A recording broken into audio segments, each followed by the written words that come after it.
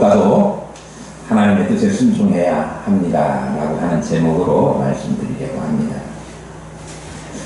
지금 엘리야의 기적을 그 전에도 나오지만 4장부터 집중적으로 살펴보고 있고, 5장에서는 아람의 군대 장관이었던 나아만, 그의 병을 고쳐줬죠. 그러니까 나아만 개인적인 일이기도 하지만 아람과의 관계가 있는 매우 중요한 일이 되어버렸습니다.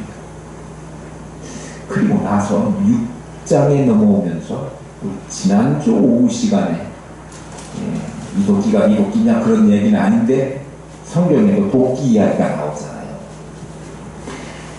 그 당시에 엘리사가 이렇게 관장하고 있던 선지 학교가 날로 시간이 가니까 엘리야 때보다 더 부흥을 해가지고 머무르던 처소 기숙사가 부족하게 되었습니다.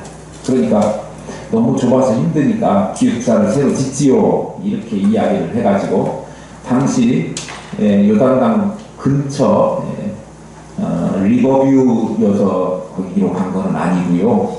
그곳에 목재가 좀 풍부하니까 자기들이 목재를 사다 할 수도 없고 직접 벌목을 해가지고 거기에다가 기숙사를 신축하자 이런 맥락에서 요단강가에다가 숙소를 짓기로 하고, 엘리사에게 동의를 얻고 엘리사도 함께 거기에 가서 이제 짓게 됩니다.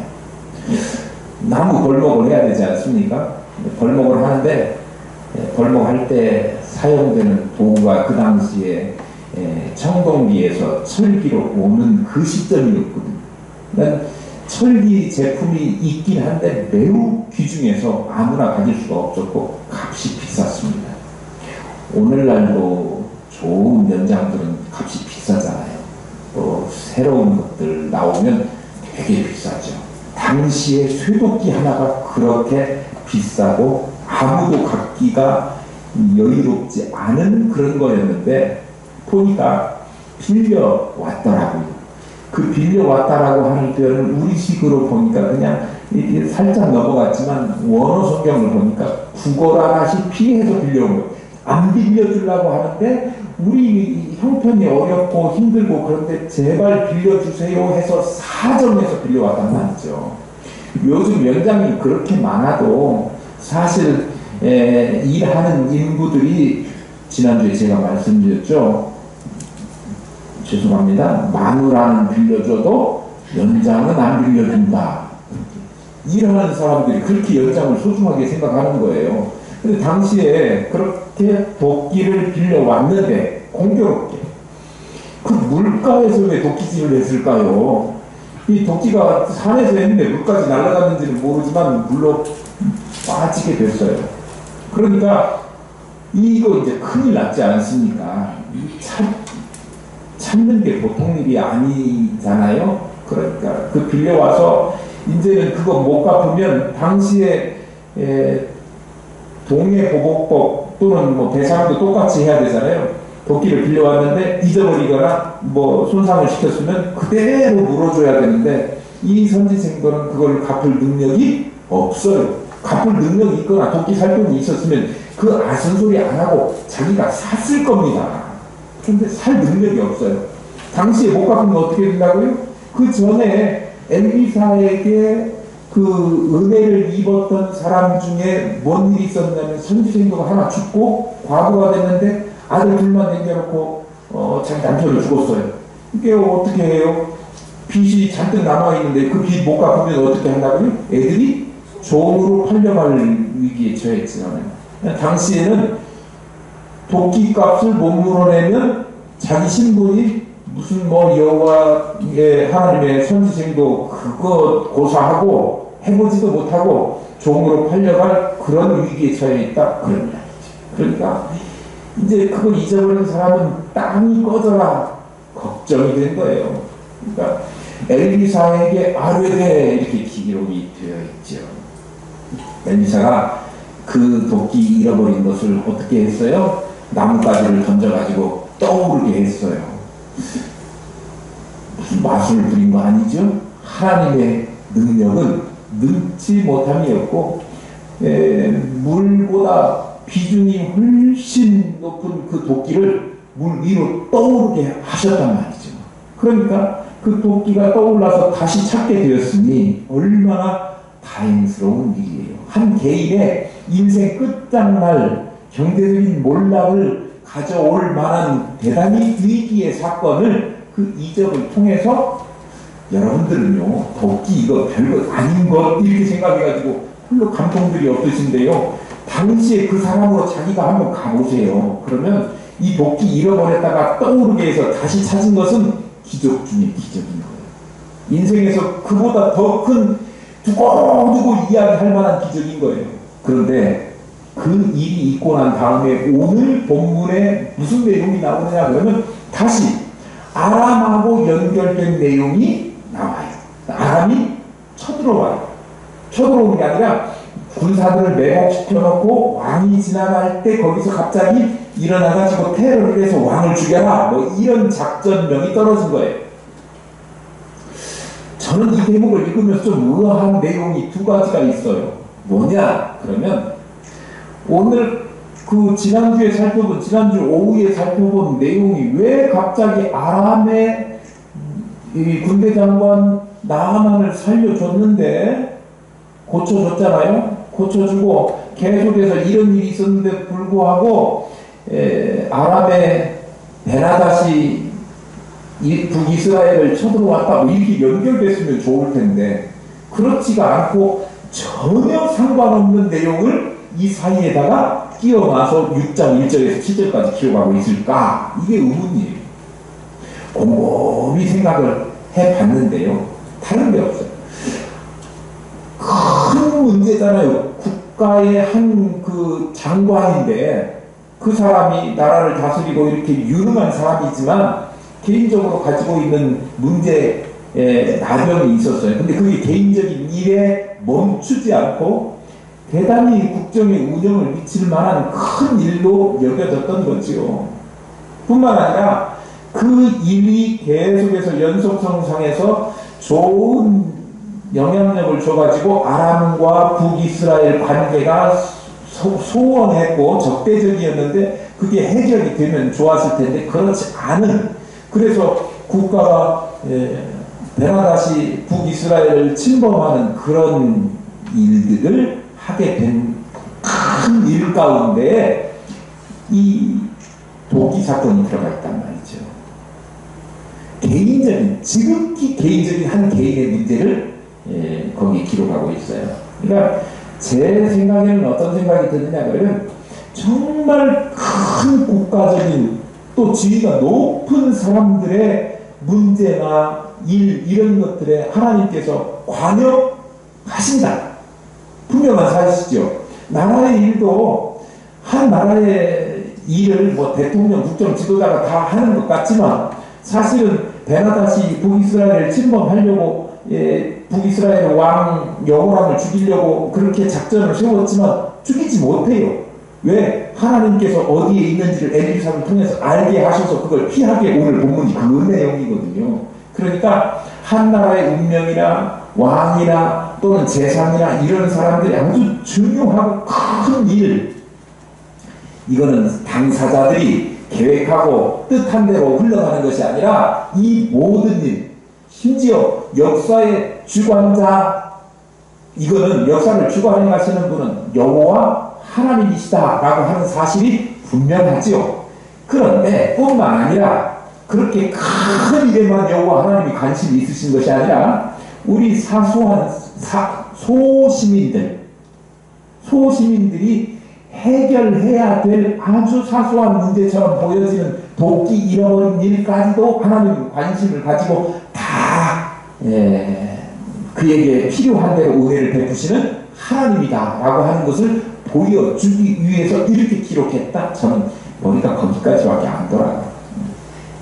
그러니까 그런 측면에서 보면 하나님은 거대한 일만 하지 나 같은 조그마한 또 소시민의 기도 이런 거에는 관심이 없을 거야가 아니라 하나님은 우리의 작은 심음에도 응답하시는 좋으신 하나님이심을 믿고 우리가 준비하고 부족한 그 입술을 통해서 하나님 앞에 간구하더라도 하나님이 틀림없이 우리의 진실된 마음에 반응하시는 좋으신 하나님이시다라고 하는 사실을 기억하시기를 바라요. 어려운 일이 있으면 어려울 때마다 하나님 앞에 나와가지고 내 필요한 것 부끄러워하지 마시고 숨기지 마시고 하나님 앞에 아뢰면 하나님께서 반드시 이루어 주시고 해결해 주실 줄로 믿습니다. 또 하나 의아한 것은요, 지금 제가 두 가지 의아한 점이 있다고 그랬죠. 한 가지는 이야기했으니까 이제 한 가지 또 남은 거 하나는 뭐냐 하면 나만이 병 고침을 받았잖아요. 병 고쳐달라고 북이스라엘에 보내면서 친서까지 써서 보냈어요. 못 고쳤으면 상황이 좀 다르지만 어떻게 됐어요? 어린아이와 같이 되었다. 회복되었어요. 깨끗하게 나병에서 고쳐졌어요. 당시에 오늘날도 불치병, 나병 이런 데서 무좀에서 낫기만 해요. 손톱이 멍들었는데 이거 조금 있으면 다 빠진다네요. 이것만 다 빠져도 좋을 것 같아요. 그런데 불치병이라고 하는 나병에서 고침받으면 너무나 좋은 일이고 또 한 장관의 그 거취가 달린 문제이기도 하고요.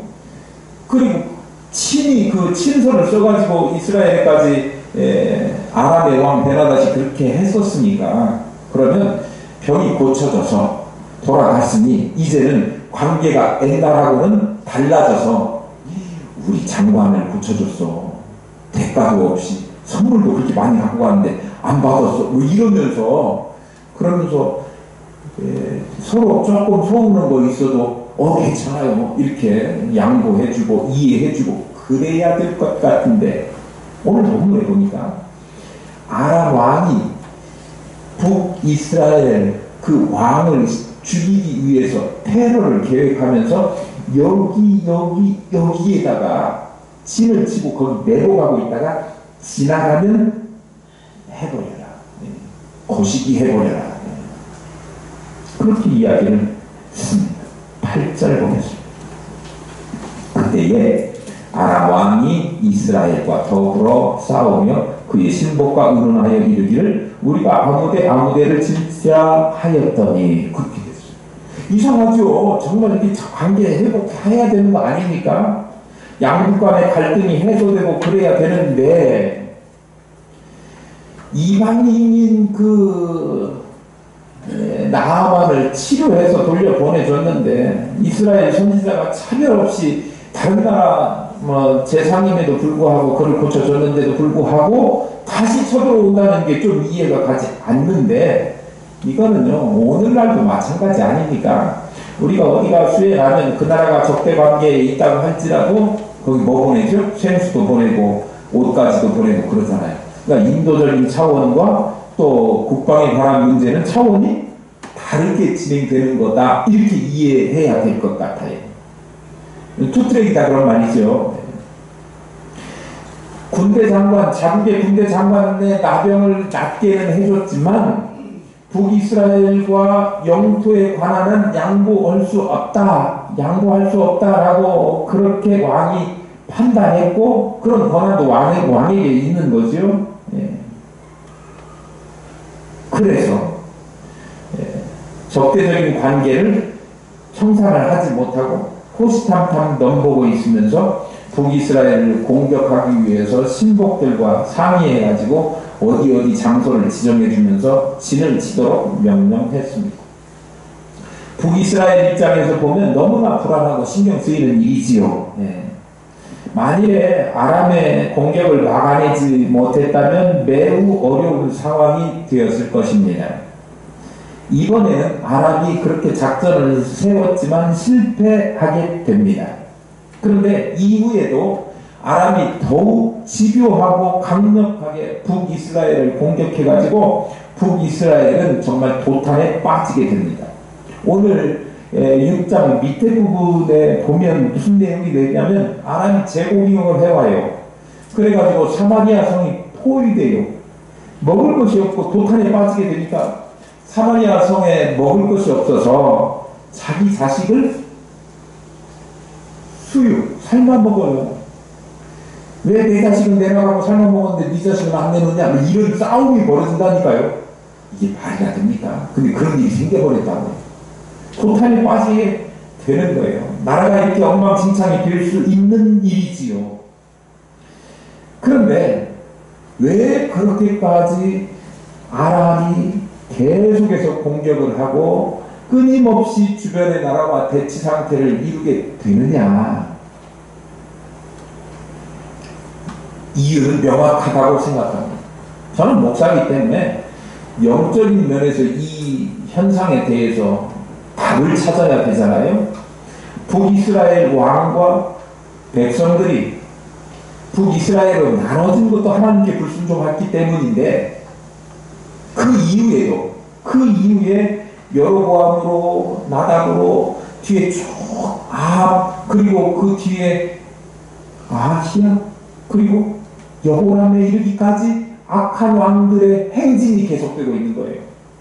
악에서 돌이키지를 못하고 계속 악한 일을 하기 때문에 하나님께서 이스라엘에게 계속되는 이 도전을 주변 국들로부터 하게 하셔서 어려움을 깨달으라 자극하시는 거예요.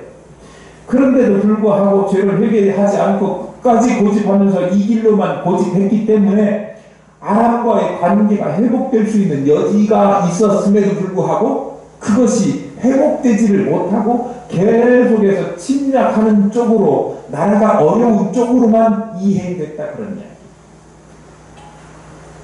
하나님 앞에 죄를 돌이키지 않으니까 발생한 결과였어요. 하나님 앞에 죄를 지었는데 죄를 돌이키지 않고 돌아오지 않으니까 위험에 노출되고 끝없이 악의 공격을 받게 되는 일들이 성경에는 정말 많이 기록되어 있습니다. 우리가 이미 사사기 쭉 살펴봤잖아요. 다람쥐 쳇바퀴 도는 것처럼 이스라엘 백성들이 죄 지어요. 그러면 하나님께서 깨달으라고 징계를 내립니다. 찔벅찔벅 하는 외세 적들이 와가지고 괴롭힙니다. 심지어는 자기가 농사를 지어도 그거 하나도 먹지 못하고 다 빼앗기니까 간신히 목에 풀칠이라도 하려고, 연명하려고 몰래 빼앗기지 않으려고 타작할 때 숨어서 포도주 틀에 들어가서 그 타작을 하던 그 사람 누구죠? 기드온이죠. 그런 사람들 보고 뭐라고 하냐면 사사라고 해요. 소시민 중에 하나님께서 그 시국을 타개하기 위해서 들어 쓰신 사람들, 그 사람들이 나와서 그 해결을 하면 그 다음에 이스라엘 사람들이 또 이제 좀 지낼만 하면 또 죄를 지어요. 그게 정말 사사기 처음 시작해서 끝날 때까지 거의 한 1년 넘게 우리 사사기 살펴본 것 같은데 계속 그 이야기만 제가 했어요. 얼마나 우리 성도들은 재미가 없었겠어요. 재미있고 없고를 떠나서 우리 인생이 죄를 지었는데 죄 지은 데서 나왔으면 바로 빼가지고 이제 하나님만 섬기는 일을 해야 되는데 그렇지가 않고, 여호수아가 죽은 다음에 왕정이 세워질 때까지 그 시대가 사사시대 아닙니까? 그게 350년이에요. 350년. 350년 동안 계속 그런 역사가 되풀이 반복됐다 그래요. 그러니까 계속해서 그동안에 또 쳐들어와서 찔벅거리고 빼앗기고 도망가고 또 잘못했다고 하고 숨어 살고 이런 일들이 있었지. 우리나라도 역사 가운데 그런 일들이 반복되지 않았습니까? 영적인 면에서 우리에게 깨달음이 있기를 바랍니다. 죄를 고수하던 이스라엘이 악한 세력에게 집요한 공격을 당할 때 그 원인은 그들이 피폐하고 고통스러운 세월을 보내야 했던 원인은 그들이 하나님을 떠났고 죄를 돌이키지 않았기 때문이었습니다. 그런데 꼭 이스라엘에 그런 시기만 있었던 것은 아니고요.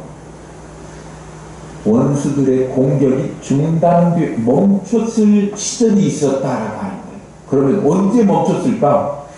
멈추었을 때 이스라엘 사람들의 삶은 어떠했을까를 살펴보면 우리가 멈추었을 때 재앙이 또는 공격이 없었던 이유를 살펴보고 그렇게 살면 되지 않겠는가? 이렇게 깨달을 수 있잖아요. 언제 그랬을까요? 다윗이 통치하던 시대가 그랬습니다. 물론 다윗이 통치하던 시대의 대적이 완전히 사라진 것은 아니에요. 완전히 사라진 건 아니고 주변에 대적들은 여전히 있었지만, 그러나 그들이 더 이상 이스라엘을 공격할 수 없었습니다. 정확히 말해서 이스라엘을 공격할 엄두조차 내지 못했어요. 왜? 다윗이 하나님과 동행하며 이스라엘을 하나님의 법도 가운데 통치하고 다스렸기 때문에 그래요. 하나님이 다윗과 함께 하셨고 다윗을 통해 이스라엘을 축복하셨기 때문에 이스라엘의 모든 대적들에게 두려움의 대상이 되었고 태평성대를 누리게 됐고 강하게 되어서 오히려 조공을 받는 나라가 되었다. 악의 세력은 끊임없이 우리를 공격해와요.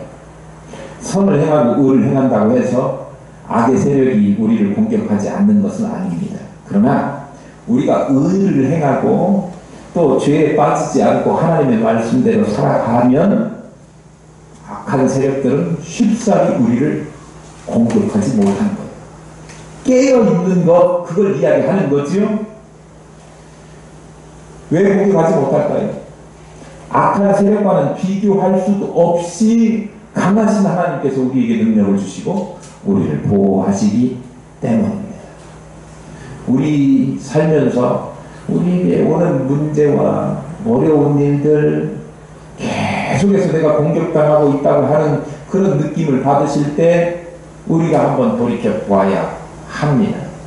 그리고 대적하고 공격하는 이 악한 세력들을 싸워서 이길 수 있는 힘은 어디에서 나오느냐 그러면 하나님 여호와와 동행하는 것, 하나님의 말씀을 붙들고 하나님과 함께 걸어가는 것, 거기에 있다고 하는 거예요. 하나님 떠나서 결코 이러한 어려운 일들이 끝장나지 않는다. 이런 일을 종식시키는 일은 하나님과 함께 가는 것이다 라고 하는 사실을, 죄를 버리고 의를 행하면서 사는 길이다 라고 하는 사실을 분명히 아시기를 바랍니다. 한 개인도 마찬가지고 나라도 똑같은 원리가 적용됩니다. 아람 왕이 은밀하게 작전 지시를 내렸는데 어디 가가지고 매복하고 있다가 왕이 행차하면 테러해라 이렇게 했겠지요. 그런데 아람 왕이 지정한 곳에 작전을 세우고 있던 그곳에 가지 말라고 왕에게 미리 엘리사가 이야기를 전해줍니다. 9절입니다. 하나님의 사람이 이스라엘 왕에게 보내 이르되 왕의 삼가 아무 곳으로 지나가지 마소서. 아람 사람이 그곳으로 나오나이다 하는지라. 은밀한 일이나 먼 곳에서 일어나는 일도 엘리사는 이미 다 알고 있지요. 우리 지난번에 살펴본 내용인데 게하시가 병 고쳐져가지고 고맙다고 선물 주려고 했던 것을 엘리사가 사양했는데 그거 너무 아까운 생각이 들어가지고 엘리사 몰래 쫓아가가지고 나아만에게 한 벌 주시고 옷 2벌 하고 은 1달란트 주세요 그랬어요. 그러니까 나아만이 나는 2달란트 줄게 이렇게 해가지고 받아가고 왔어. 자기 집에다 숨겨놨죠. 그런데 그것을 엘리사 몰래 한 것 같지만 엘리사는 딱 오자마자 어디 갔다 왔어? 몰라서 물어본 거예요? 네가 한 일을 나는 다 알고 있다. 이렇게 하면서 이야기했죠. 그러니까 안 보는 것 같아도 다 보고 알고 있었던 거예요. 누가 알려주셨기 때문에 그래요? 하나님께서 알려주셨기 때문이죠. 엘리사는 이미 다 알고 있었던 일인데 12절에 언급된 것처럼 아람 왕의 신하의 말을 들어보면 아람 왕은 오해해가지고 누가 스파이를 보내가지고 내통하고 있나 뭐 이렇게 오해를 했지만 그게 오해고 엘리사는 이미 그 내용을 다 알고 있습니다. 왕이 침실에서 하는 이야기조차도 엘리사는 알고 있습니다. 그렇게 이야기하지 않습니까? 그래서 엘리사는 아람의 매복군들이 숨어있는 그곳이 어디인지를 정확하게 알고 알려줘서 왕에게 절대 그곳으로 가지 말라 이렇게 언지를 줬죠. 엘리사의 말에 이스라엘 왕 베나다시 아니죠. 여호람이죠. 아람의 왕하고 헷갈렸는데 여호람이 어떻게 했을까? 9절입니다. 10절입니다. 이스라엘 왕이 하나님의 사람이 자기에게 말하여 경계한 곳으로 사람을 보내 방비하기가 한두 번이 아닌지라. 이스라엘 왕이 엘리사의 말을 듣고 조심했다는 이야기예요? 조심하지 않았다는 이야기예요? 조심했다는 이야기. 말대로 순종하고 그 지시대로 따랐다. 그러니까 왕의 생명을 보호하는 것은 물론이고 나라도 방비할 수 있었다라고 하는 일입니다. 나라를 안전하게 지킬 수가 있었어요. 매우 중요한 사실입니다. 여호람의 형이었던 아하시야는 다락 난간에서 떨어졌습니다. 그래가지고 내 병이 나을지 안 나을지 그것을 에글론에 있는 바알 세부백에 물으러 신하들을 보냈지 않습니까? 그러니까 엘리사가 여기에는 여호와의 선지자가 없느냐 꾸짖으면서 뭐라고 했어요. 그러면 그 이야기는 에글론으로 바알 세부백에 물으러 가라는 얘기예요? 물으러 가지 말라는 이야기예요? 가지 말라는 이야기. 그런데 그 말을 잘 듣지도 않고 오히려 엘리사를 불러들여라. 그래가지고 59장을 몇 번 보내? 3번씩이나 보내지 않습니까? 잡아들이라고. 그러니까 거만하고 교만하게 엘리사의 말을 듣지 않고 그것이 비상하게 들려서 그럼 잡아들여 이런 생각을 가지고 있었던 것이 누구예요? 아하시야. 아하시야 끝에 어떻게 됐어요? 병에서 고침받았습니까? 참 나는 그 낙상했다고 하더라도 치료 잘 받으면 그게 죽을 병입니까? 우리 장로님 보십시오. 얼마나 건강하겠어요. 너무 감사한 일이죠. 예. 뼈가 부러졌어도 하나님께서 고쳐주시는데요. 아하시아는 왕이고 일개 왕이고 지금보다는 시대가 오래됐다고 하더라도 최고 좋은 치유는 다 받았을 것인데도 불구하고 소성하지 못하고 2년 만에 낙상 후유증으로 죽게 돼요. 뭐 때문에 죽은 거예요? 치료를 잘못해서요? 또 거기서 뭐 무슨 염증이 생겨가지고 폐혈증 걸려가지고 그 완치를 못했다고요? 안 그래요. 원인은요 하나님의 말씀에 순종하지 않았기 때문이다. 극렬하게 차이가 나잖아요. 오늘 나와 있는 여호람은요, 가지 말라 그러니까 안 갔어요. 그러니까 목숨이 부지된 거고. 하나님의 말씀대로 그 우상의 물을 보내지 말라 그랬더니, 아니, 그런 고가운 말을 하다니, 너 왕실로 와. 내가 가만히 놔두지 않겠어. 그러니까, 막 3번씩이나 엘리사를 오라고 그렇게 말을 듣지 않고 거절하고 무시하고 했던 교만이 그에게 있을 때 왕이라고 하더라도 그의 생명은 하나님께서 거두어 가시더라. 오늘 여호람이요 하나님의 사람의 말씀을 신뢰하고 그의 말씀에 따라서 순종했기 때문에 하나님의 보호하심을 받을 수 있었습니다. 물론 여로보암의 그 우상을 섬기는 죄에서는 떠나지 아니했다. 그렇게 성경에 기록함으로써 악한 왕위에서 벗어나지 못했음을 기록하고 있어요. 3장 1절 2절에서 우리가 살펴본 바 있습니다. 그러나 오늘 엘리사의 말을 듣고 그 말에 순종했기 때문에 생명을 보존할 수 있었다. 그의 아버지 아합이나 그의 형 아하시아나 여기하고는 좀 다르게 결이 다르게 행동했음을 알 수 있습니다. 하나님의 말씀에 순종함으로 잠시나마 악한 왕이니까요. 잠시나마 나라의 안전과 자신의 생명을 보장할 수 있었다. 우리가 이 말씀을 대하면서 늘 사단의 공격에 직면해서 살지만 사단의 함정에 빠지지 않고 자신이 안전하게 보존될 수 있으려면 말씀에 순종하는 것입니다. 하나님께서 우리에게 사단의 공격을 막아낼 수 있는 그 방법, 가장 좋은 방법을 우리에게 기록해 주신 말씀에 이미 다 주셨습니다. 성경을 통해서 말씀하고 있어요. 그래서 성경이 기록된 하나님의 말씀을 따라서 살기만 하면 우리는 우리를 멸하기 위해 파놓은 함정에 빠지지 않을 수 있다라고 하는 사실입니다. 여러분 성경 부지런히 읽으셔야 될 이유입니다. 성경은 사단을 대처하는 가장 좋은 방법을 가르쳐 주는 것입니다. 또 하나는요, 선포되어지는 그 말씀을 듣기만 하고 그냥 넘기면 안 되고요. 듣고 그 들은 말씀대로 살려고 부단히 애를 쓰시라, 그런 말씀을 드리고 싶어요.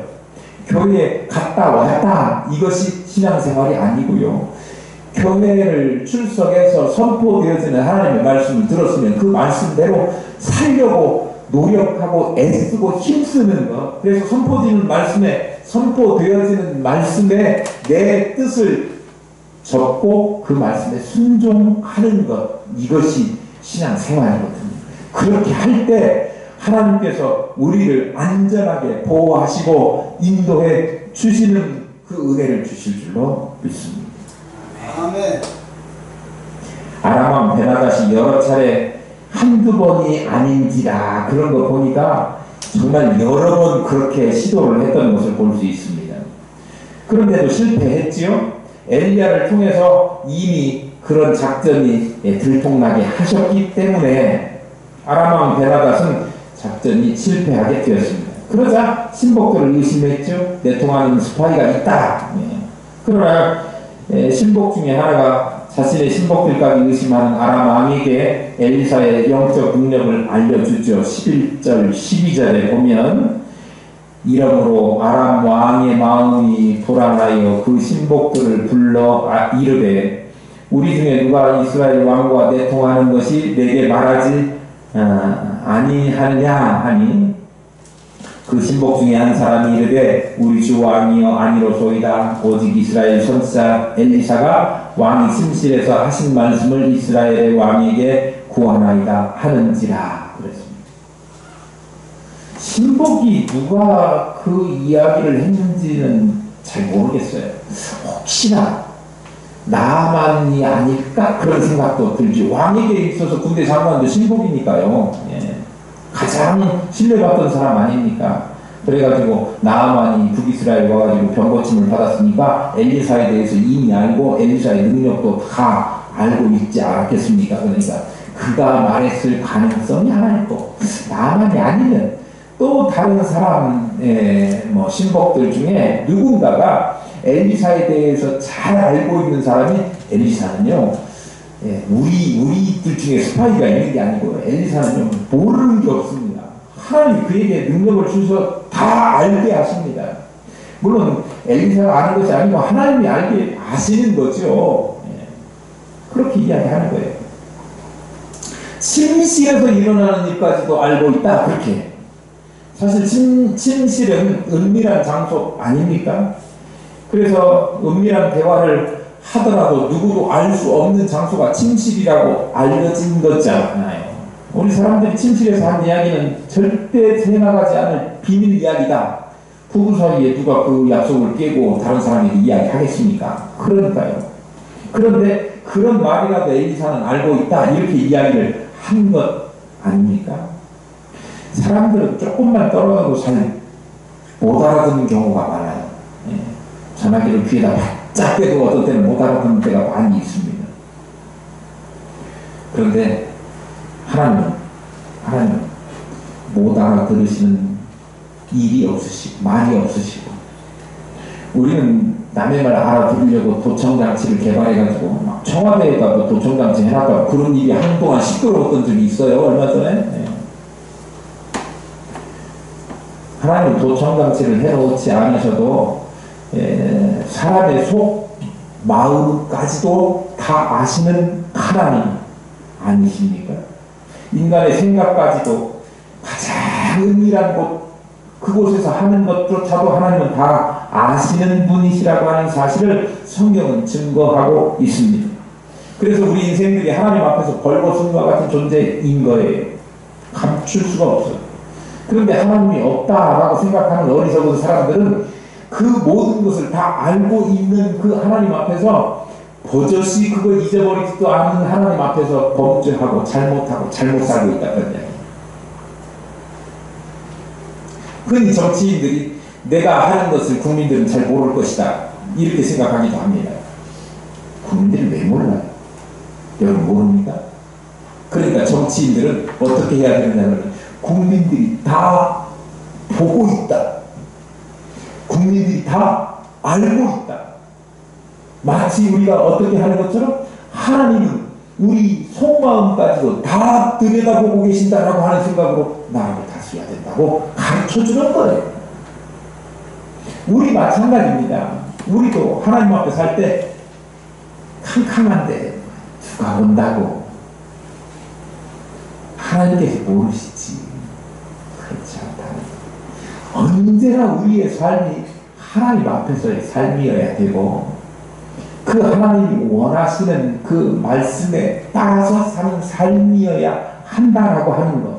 늘 하나님 앞에서 살고 있음을 의식하고 하나님 보시기에 합당한 삶을 살아야, 그래서 누가 보지 않아도 누가 안 본다고 하더라도 하나님께서는 보고 계신다라고 하는 그 사실을 잊어버리지 말고 언제라도 선을 행하기에 힘쓰고 아무리 은밀한 곳이라고 할지라도 악을 멀리 해서 악한 마음은 마음에도 품지 말라 그렇게 우리에게 가르쳐주지 않습니까? 그렇게 살 때 하나님께서 우리에게 우리의 당면한 문제들을 해결해 주시고 악한 대적이 우리를 감히 범접하지 못하도록 막아주시고 보호하시는 은혜를 우리에게 주신다고 하는 사실이에요.